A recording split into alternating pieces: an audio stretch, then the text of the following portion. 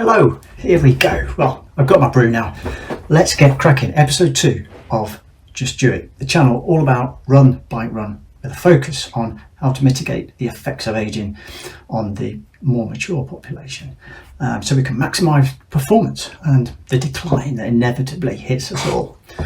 Okay, so what's this channel going to do on this episode? Well, let's have a look. Big picture, the plan. Remember, the goal is get to the National Duathlon Championships in fantastic shape, blitz it, new age group, and hey, aim for a podium.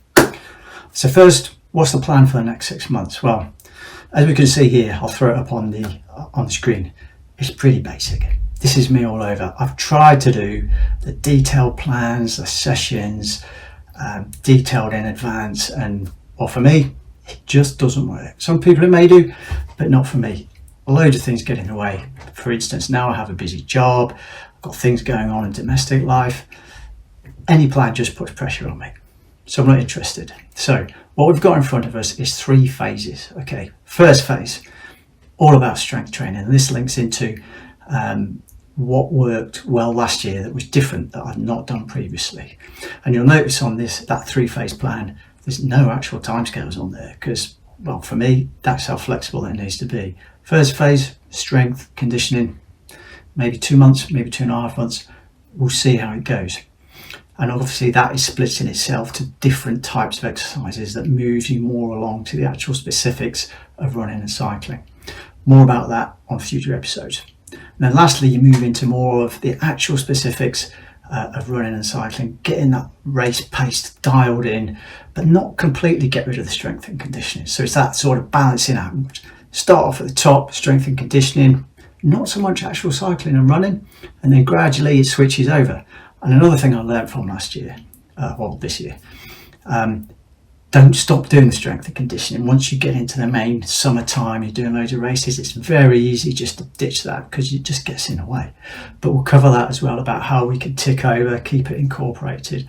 And that enables, when I'm at this phase, at the start of the next block, the next season, you get back into it pretty quickly. The body remembers. But what also I want to do is bring in what I did last year that was successful, but it's vitally important. You need to hit the body with something different. You need to do something different to stimulate those adaptations that you need. You need to keep finding new ways of doing things, even if it's as simple as doing something in a different order or doing something mixed in with something else that you might not have done before. Just change the way you do it somehow.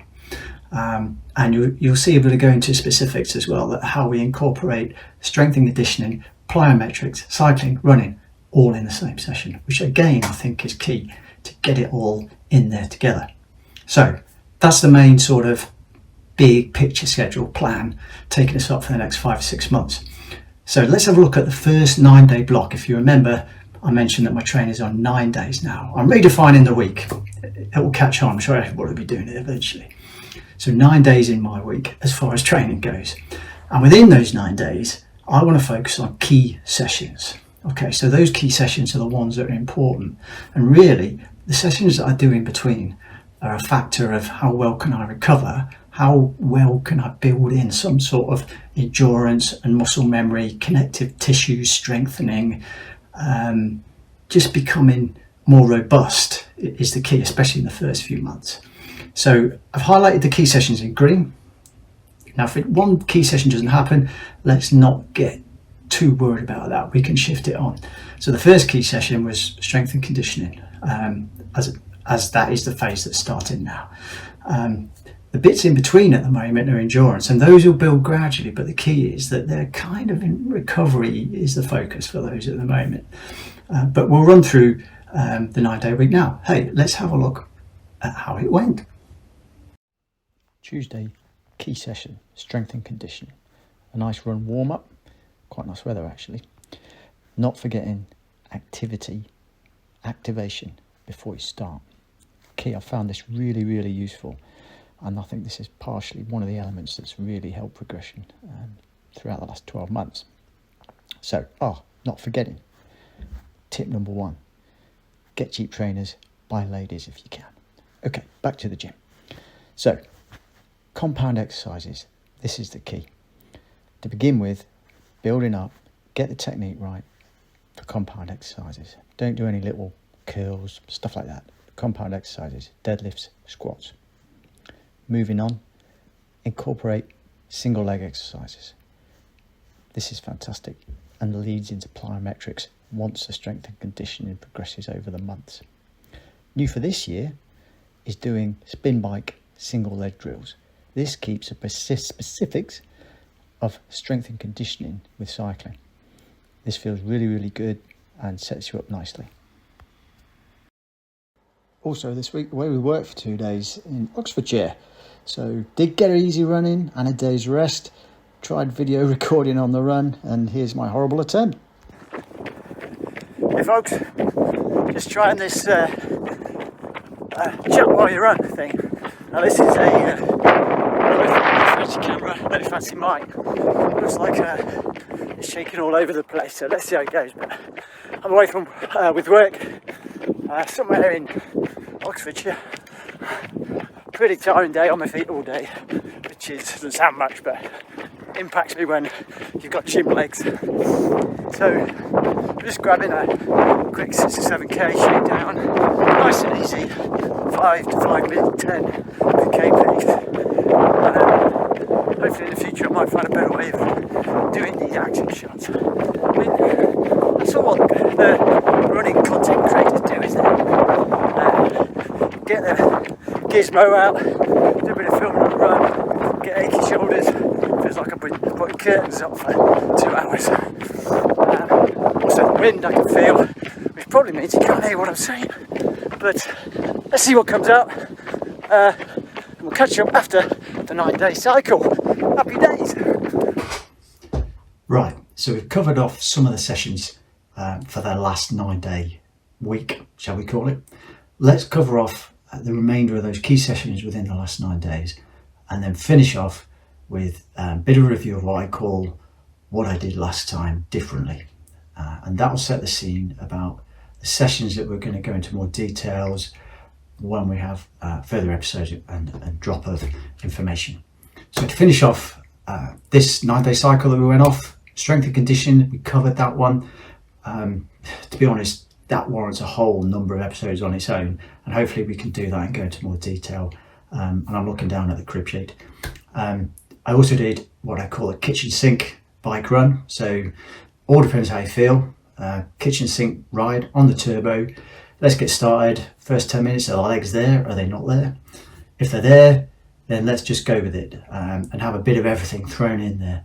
Because although this is a build-up phase of endurance on the bike and running with a focus on the strength and conditioning, we want to keep some kind of familiarity with going a bit harder than zone 1, zone 2, spinning and bimbling along. So what I call a kitchen sink ride, you just go with it, go with the flow. So I did a Zwift event, felt okay, started off, got in a pack. When we hit the climbs, push the climbs, take it easy when the group's taking it easy, and sprint for the finish. So it's a bit of everything all thrown in there, but not too long. This was about 45 minutes if I remember. And included in that session was a run off the bike. But that has to be a bit easier. We don't want to completely mash the legs. So that was a bit of an easy warm up, and then move into some activation exercises and some drills and strides. And that's it. And this is a common theme, is drills and strides, and I'll mention it throughout. You can do that as recovery. If you want to do something, 10 minutes of activation exercises, a few little drills, a few strides, not going too hard, won't do the legs any harm whatsoever. And this applies, like for me, tomorrow, because I've just done a gym session, I might well do that just to turn the legs over, to kind of don't fall into the trap of, oh my word, I'm so sore, I'm so stiff, I don't want to do anything. Doing nothing is not such a good thing, I find. So if it's an easy spin or an easy drill and stride activation exercises, really does accelerate the recovery. So bear that in mind. Also in the last 9-day cycle, sort of sounds like I've squeezed a lot in, but hey, that's the luxury of training on a 9-day cycle. I did an endurance session at the weekend. So the weekend, obviously, we've got a bit more time. Now, if I've not got a gym day, my endurance session won't be, hey, I'm doing a long bike ride, I'm doing a long run. As I'll mention, I'm not a great fan of long runs anymore. The more running we do, I think the more risk is introduced for injuries and niggles to creep in. So as I'll mention on future content drops is the fact that the biking works the whole engine. The legs work the specific, which is why you need the key run sessions rather than just churning out an easy run on one of the easy days. Why are we doing that? Well, I can get the benefit, I can work the engine by doing a bike ride. Let's just do some strides. That would be much better to keep the fast twitch muscles turning over. So what I'm getting at, I did a run off that kitchen sink ride, and then when I did the endurance session, I didn't do a long ride or a long bike, I did a bike run. And I think that is really important for us duathletes to keep that repeats going. We see it all the time. Yeah, I did a brick session, I did a bike run. Well, a true brick session for a duathlete is doing a bike run, or even a run, bike, run. Hey, that's a duathlon. How often do we actually train doing multiple bricks all the time? And it's really good at this stage to do this in endurance basis. So no real hard effort, but it kind of brings in the distance as well. So I did 30-minute bike, I think it turned out to be about 18-minute run, and then another 30-minute bike on the turbo, and then about another same circuit on the run. So by the time you finish your run, you've done hour and 20, hour and a half, and we'll build on this. And that's a good endurance session, but you haven't mashed the legs on doing lots of running. And I think that's important as we get older. Run effectively, optimize the recovery and the effort that you're putting in. No jog miles. So to close off this episode, let's look what I did differently, which is the basis of why I started this. Because this time last year, I thought I was getting over COVID, the season hadn't gone so well, and what can I do? So that's where I went to strength and conditioning, and that's the first kind of element that I introduced a lot more. I was toyed with it in the past, but never really maintained it, never had any consistency, never maintained it beyond a month even. It just sort of fizzled out because it was like, well, I'm not bike running. And the emphasis, your brain just tells you that the weight training and the strength and conditioning, well, I could be running while I'm doing this, I could be cycling while I'm losing out on training. So it's a mindset. Strength and conditioning is high priority. You need to do it. It's not an additive, it's not a cherry on the top. It's the core recipe that sits underneath.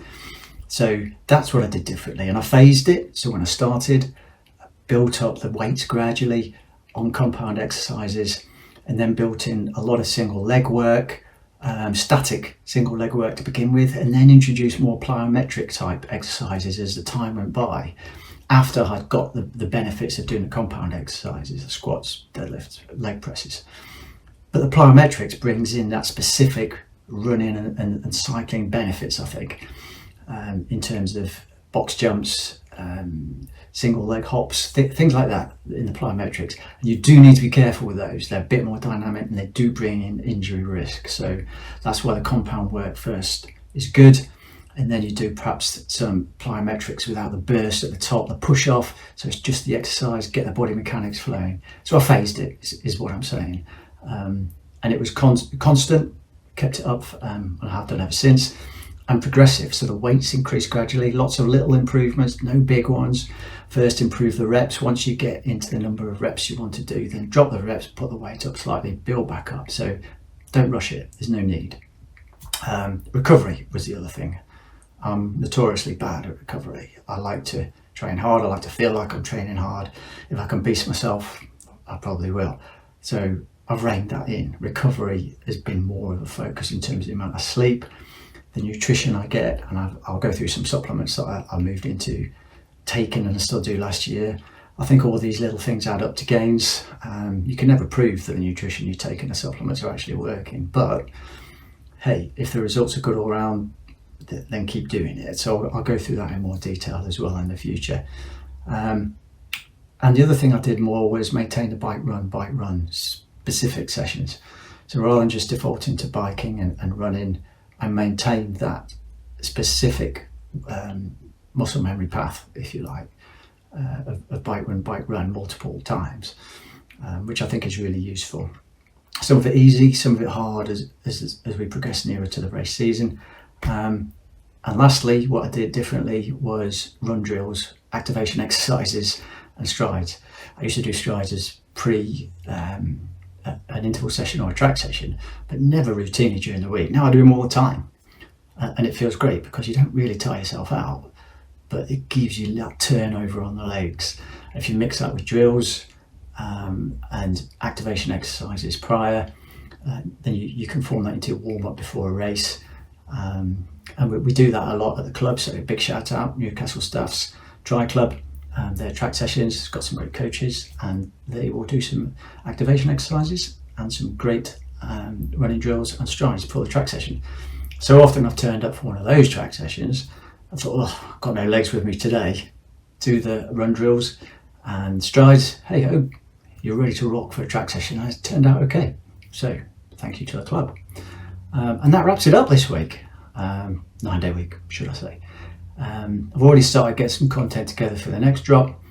If anybody wants to see anything specific that I mention and say, hey, tell me more about this, then please drop it in the comments. Happy days.